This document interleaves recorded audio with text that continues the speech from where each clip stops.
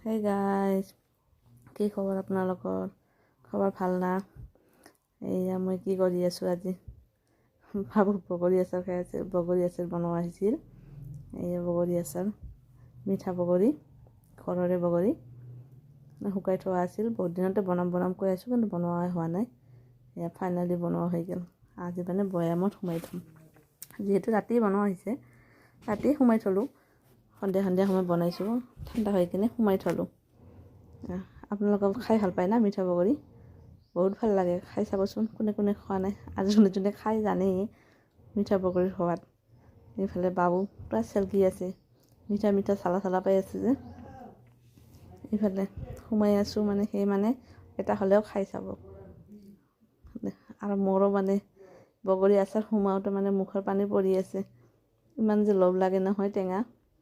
মই টেঙা বহুত ভাল পাওঁ। কেতিয়া সোমোৱা হ'ব, খাব পাৰিম সেনেকৈ ভাবি আছোঁ আৰু কি। সোনকালে সোমাই আছোঁ, সোনকালে সোমাই আছোঁ, সোনকালে সোমোৱাও নহয়। আৰু নিজে বনাই কিনে খোৱা সোৱাদেই বেলেগ নহয় জানো। নিজৰ হাতৰ বনোৱা যিকোনো বস্তু বহুত টেষ্ট লাগে। আৰু এনেকুৱা যদি গৰমৰ দিনত যদি বগৰী আচাৰ যদি বৈয়ামত নাথাকে, আচাৰ তাচাৰ ভাল নালাগে। কিবা ঘৰখন খালী লাগে। আচাৰ তাচাৰ থাকিলেহে ভাল লাগে।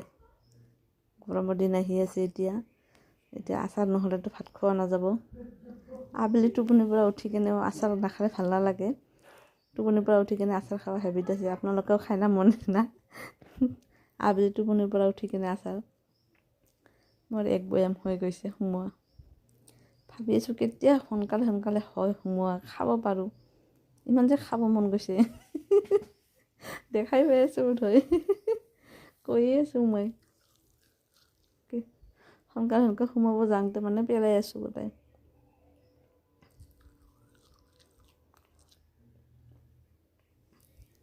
বেছিকৈ বনোৱা নাই, বগৰী আছে পাছত বনাম বুলি। এতিয়া এইখিনি বনাই থ'লোঁ।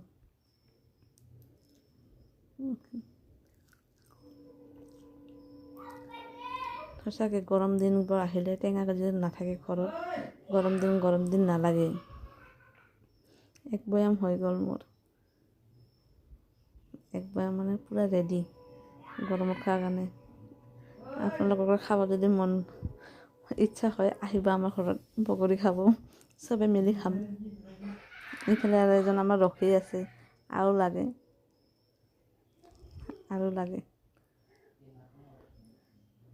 সিও ভাল পাইছে খাই কিনে, আকৌ বহি আছে, তাকো লাগে বগৰী।